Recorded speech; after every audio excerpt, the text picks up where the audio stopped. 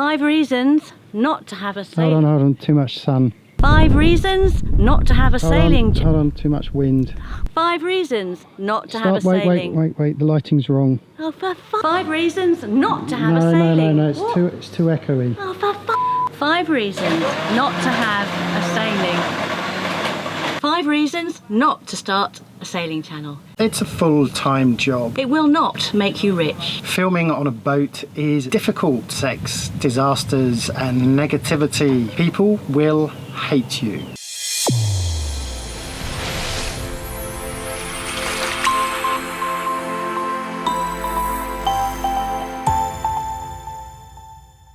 It's a full-time job. When we first started this sailing malarkey, the whole point of the exercise was to escape the rat race. But running a YouTube channel really is like being back at work. It eats into your sailing and cruising time, and in fact when we first started, our episodes would take over half a week to put together. But there are plus sides. Yes, it is a bit like having a job, but it's also like having a hobby. It's doing something that you really love, and it only works, and you can tell when you watch these channels, the ones that really love it do it well. We've always documented what we do. Jamie, since he was a child, wrote a diary. So for us, this is just a continuation of something that we were already doing.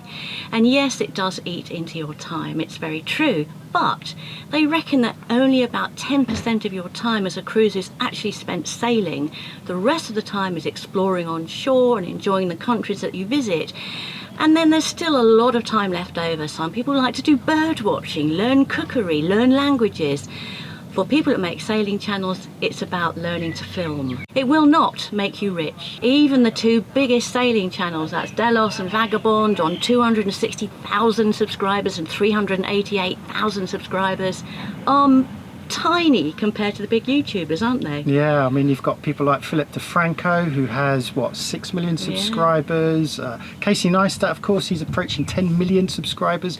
And let's not forget, of course, PewDiePie, the king of YouTube. He's over 63 million subscribers now. Yeah. So yeah, you know, we are tiny little minnows in a very, very big ocean. We make money from monetizing our YouTube channel, but to be honest, to make anything significant, you've got to be hitting hundreds of thousands of views to start making anything meaningful from your monetization.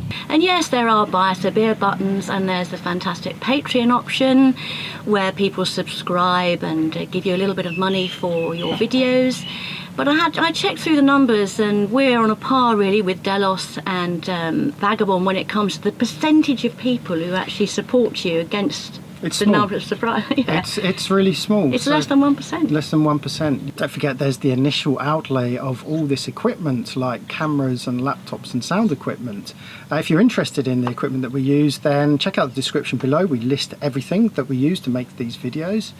There's things like laptops. We've got to have powerful laptops to be able to process and edit all of this footage. And of course we have to keep upgrading all of this, don't we? Because it keeps going wrong, and the marine environment is not a great place for any of this type of thing. It's a tough environment to be using all of this equipment. Then of course there's things like the editing suite that we use. That's expensive. We pay, it's Adobe's Creative Cloud. We have to pay a monthly fee for that. We pay a monthly fee for our music now, don't we? We have a music library where we access music from. We have to pay for that. And then of course there's uploading everything as well.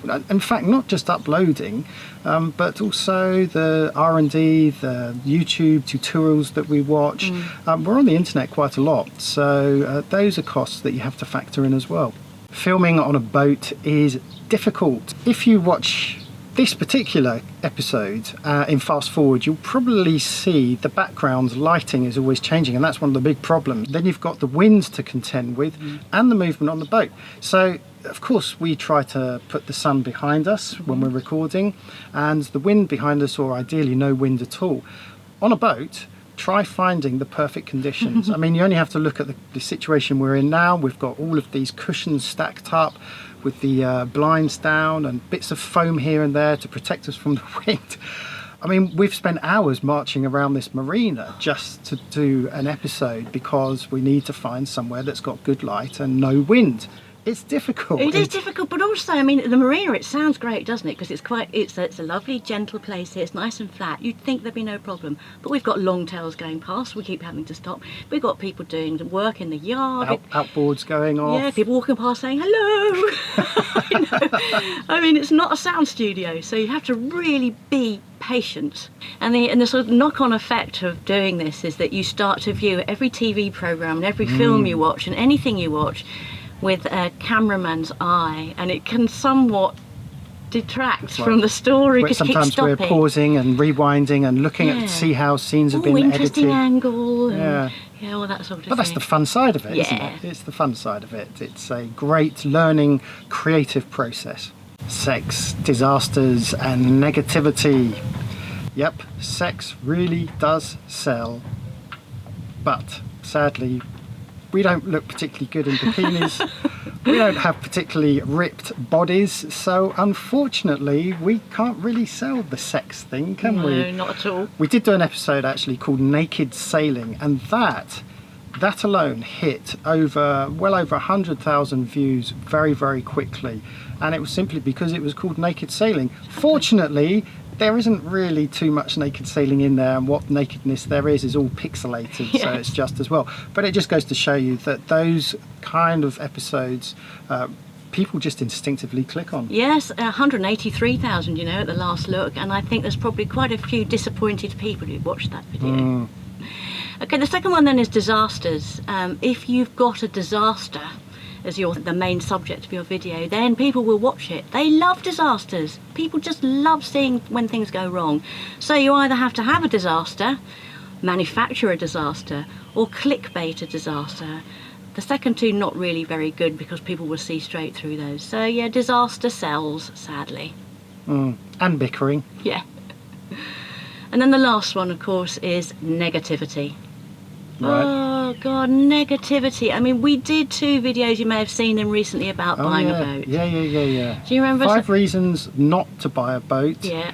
That just went through the roof. Yeah, over 100,000 views. People commented and... Oh, it's good. I mean, we got lots of people involved. We got a few people that kind of got the wrong end of the stick and got a bit angry at us. In fact, we got a couple of comments which were a little bit personal, I have to say. So delete those ones. But 2 weeks later we followed it up with 5 reasons to buy a boat. So it was the flip side of that negative episode that we did, and we got about a tenth of the 12,000 views to date. Yeah, so people really wanted to know why you shouldn't do something, and then loved all the negative stuff but weren't interested in the good stuff.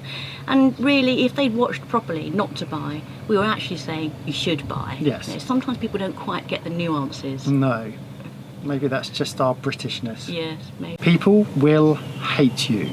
Yep, this is a big one. You really do need to develop a thick skin when you run a YouTube channel, don't you? We've been criticised for everything. Simple things like getting the spelling wrong in the descriptions, the way we pronounce things, to more important things like how we sail the boat and what we recommend, and there's always someone who completely disagrees with us and is prepared to tell us why we're useless. I don't know, things like that. Loads of things about our appearance. Oh, I mean, I don't think I ever told you, I had to delete a comment which was just, I mean, to be honest, it was just disgusting. It really was.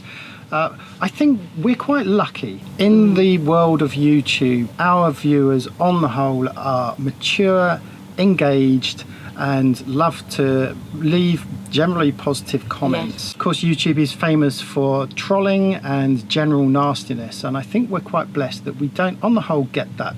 But when you do get those odd comments, it jars a little. Yes, it's a shame that they're the ones that stick rather than the loads of really nice comments, because they upset you. They can be really personal. Well, I think they used to upset Yes. us. I think that's one of the things you have to learn if you're running a YouTube channel, is to develop that thick skin and to just, you know, look at all the lovely, great, positive comments that you get, and the odd one or two.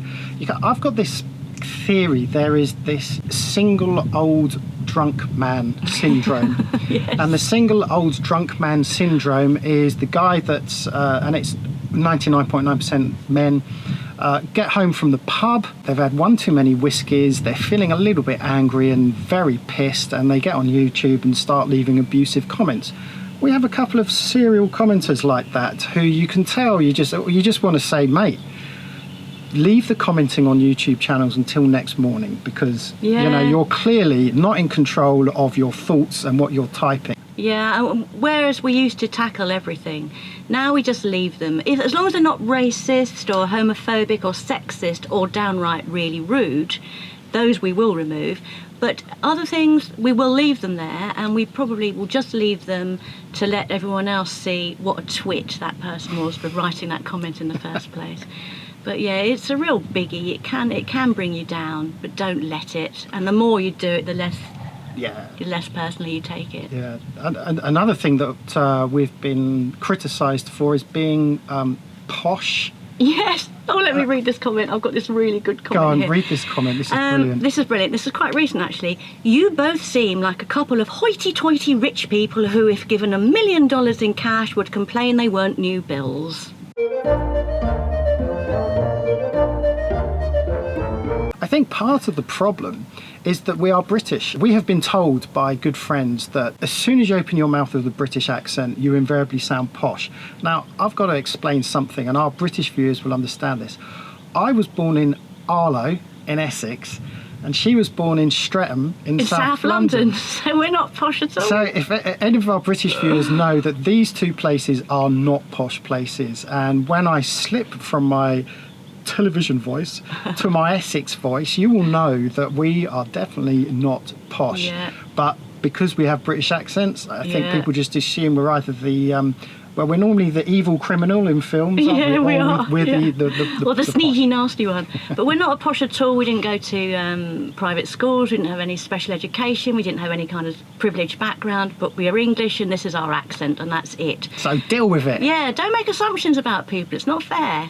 And we're definitely not rich. Yeah, that's another thing, making assumptions. There is this kind of feeling that people own you because you're putting out stuff for the public.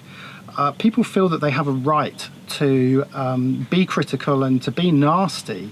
And it's just a phenomena of the internet and of YouTube generally. I think people forget that behind these, hopefully you find wonderfully entertaining and interesting videos, are human beings putting these things together.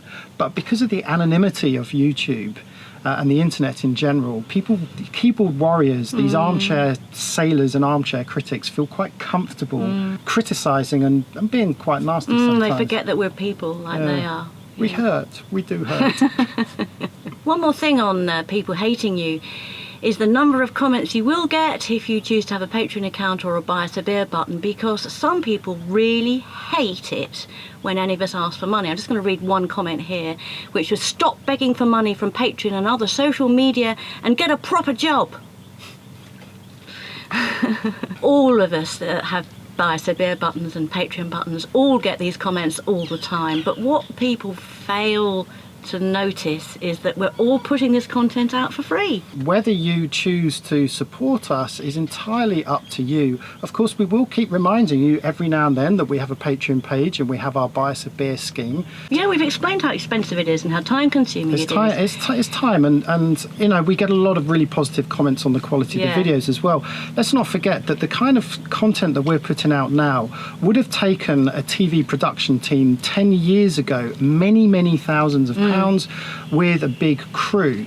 We're fortunate that technology has minimized and become much more accessible, so it is that much easier to put these things out, but it still requires a lot of time and effort. And so the Patreon and buy us a beer scheme is just simply a way of saying, look, appreciate that you're putting this time and effort into it, you're keeping us amused, so here's a little something. I think this is another phenomena of the internet, is that it's on the internet, so it must be free. Look at the Netflix business model. It's a subscription-based business model. I don't think this is any different, other than the fact that this is purely voluntary. And it's totally free. It is free. Our output is totally free. You don't have to pay for it. And those people who do choose to send us a tip or become patrons, thank you. It's just great. It's as we said before, we do this anyway, but it's fabulous. It's motivational. It really is. To know that people are out there appreciating your efforts so much that they're saying, hey, I like what you're doing, here's a little tip, it's great motivation. Yes, it is. So, to conclude with then, we have just a few points we want to make at the end. Well, the most important point is that we love making videos. Secondly, we would make them anyway, even if there wasn't a YouTube. Thirdly, it's a really good creative outlet. And finally, if you want to start a sailing channel, do it and have fun. Okay, so we hope you enjoyed this video, gave you a little food for thought. Don't forget to leave your nasty, spiteful comments below. Leave your positive comments below. We always love reading them. And don't forget to share and subscribe to the channel if you haven't already done so. And in the meantime, peace and fair winds.